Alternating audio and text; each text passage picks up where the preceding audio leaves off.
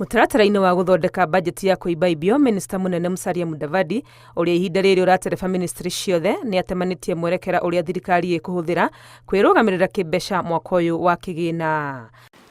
To the benefit of all Kenyans is actually the main budget. It's only called a supplementary one because there is no other semantics for it. The total revenue, including appropriations in aid, has been revised to 3,057.4 billion. That is 3 trillion, basically, which amounts to 16.9% of GDP. Mathabu-inĩ maya merũ, thirikari yoete makinya ma kũnyihia mahũthĩre mayo honge-inĩ itiganĩte, ikinya rĩrĩa rĩcũngĩrĩirio nĩ gũteanĩrio kwa mendekithia ma watho wa kĩgĩna wa mwaka wa 2024 ũrĩa warĩ ũteithie gũkinyanĩria bajeti ĩrĩa yabangĩtwo ya mũigana wa ciringi tiririoni 4. We are going to have to slash 14.6 billion for electrification of public facilities. That is the last mile item.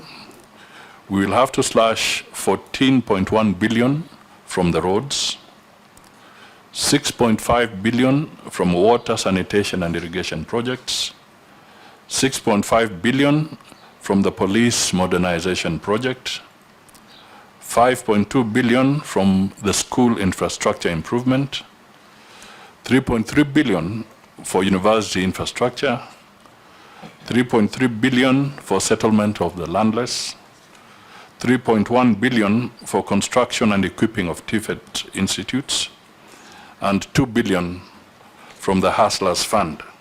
Mudavadi augĩte mwaka mũhĩtũku wa kĩgĩna ũtonga wa bũrũri nĩ wonekire kwĩyũkĩrĩria na gĩkĩro kĩnene, no gũgĩkinya mweri-inĩ wa gatatũ na wa kana mũigana wa marũni ma bengi kũrĩ biacara cia andũ kĩũmbe nĩ mathire thĩ na gĩkĩro kĩnene. Commercial bank lending to the private sector declined to grow by 4.5% in April 2024 and 7.9% in March 2024, down from 13.2% in March 2023.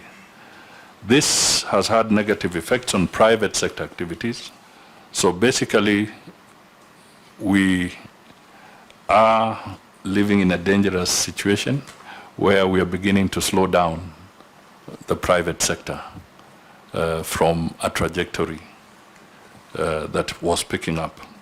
Gatagatĩ ka moritũ marĩa makoretwo kuo makumana na maũndũ ta marũrũ ma COVID-19 na kũhinyĩrĩrĩka gwa ciringi ĩkĩringithanio na ndora, Mudavadi arauga gũgĩkinya mũthia-inĩ wa mwaka kũratanywo ũtonga wa bũrũri nĩ ũgũkorwo ũkũrĩte na gĩcunjĩ gĩkĩrĩte 5.5 harĩ igana. Economic growth over the medium term will be driven by raising agricultural productivity, transforming the micro, small and medium enterprise economy, increasing investment in housing and settlement, strengthening healthcare through universal health coverage, and investing in the digital superhighway and creative economy.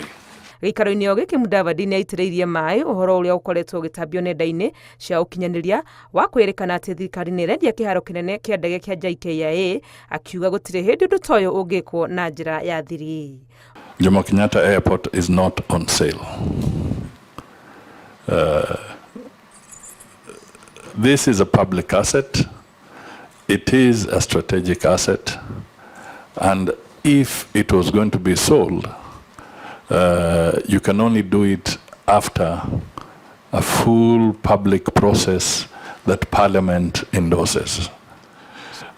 What we need to appreciate is that we will need to modernize our airport. And that means investment. Ngĩribotera Inooro TV, rĩtwa rĩakwa nĩ Wangui wa Mwangi.